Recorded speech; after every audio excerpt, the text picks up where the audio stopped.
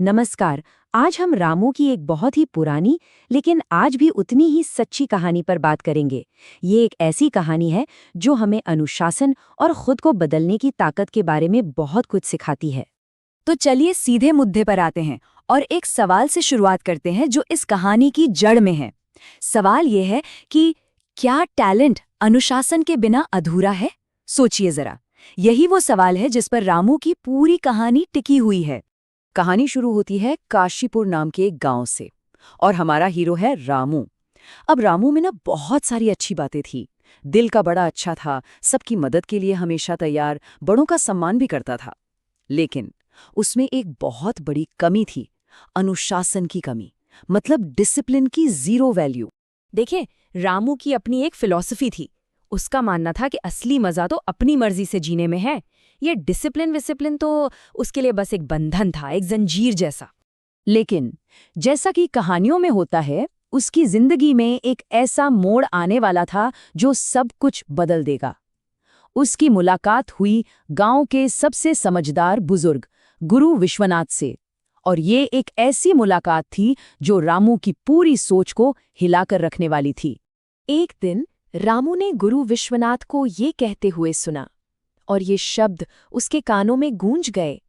पहली बार उसके मन में एक सवाल आया, क्या सच में? क्या अनुशासन, ताकत, पैसे या यहाँ तक कि होशियारी से भी बड़ी चीज हो सकती है? तो रामू पहुंच गया गुरु के पास अपना सवाल लेकर, पर गुरु ने उसे कोई सीधा साधा जवाब नहीं दिया। नहीं, उन्होंने उसके सामने एक चुनौती रख दी, एक बहुत ही सिंपल सी शर्त जो देखने में तो छोटी थी पर असल में रामू की जिंदगी बदलने वाली थी। तो शर्त तो मिल गई। अब आई अगली सुबह, और रामू के सामने थी उसकी पहली और शायद सबसे मुश्किल लड़ाई। ये जो तस्वीर है ना, ये उस अंदरूनी जंग को दिखाती है जो हम सबके अंदर चलती है। एक तरफ से आवाज आती है, अरे सो जा, और दूसरी तरफ से, नहीं, वादा किया है, उठना पड़ेगा। एक तरफ आराम है तो दूसरी तरफ जिम्मेदारी। बहुत मुश्किलों के बाद आखिरकार रामू जीत गया और पहुंच गया गुरु के पास। और गुरु ने क्या कहा? उन्होंने ये नहीं कहा कि तुम सुबह उठ गए, उन्होंने कहा तुमने अपनी पहली जीत हासिल कर ली है। उन्होंने उस छोटे से काम को आलस पे एक बहुत बड़ी जीत बताया। तो अब शुरू हुआ रामू का असली सबक, और गुरु का पहला पाठ कोई लेक्चर नहीं था, कोई किताबी ज्ञान नहीं था। ये एक प्रैक्टिकल लेसन था, एक अनुभव। गुरुजी रामू को लेके पास के खेतों में गए। सुबह की हल्की हल्की रोशनी थी और किसान, वो सब पहले से ही अपने काम में जुटे हुए थे। ये जो नज़ारा था ना, ये अपने आप में एक बहुत बड़ा सबक था। तो यहाँ जो समझने वाली बात है वो ये है, उन किसानों के लिए अनुशासन कोई बोझ या सजा नहीं थी।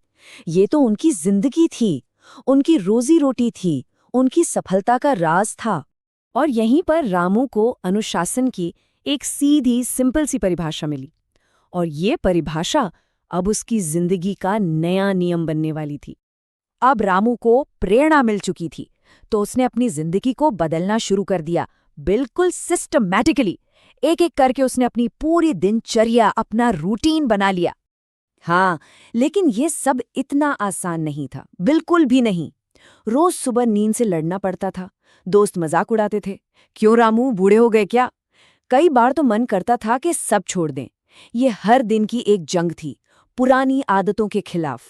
और ऐसे ही एक मुश्किल पल में गुरुजी ने उसे समझाया। ये जो कहावत है ना, ये गुरु की सबसे जरूरी सीख को बताती है कि कैसे छोटे छोटे लेकिन लगातार किए गए काम बड़ी से बड़ी चीज को बदल सकते हैं।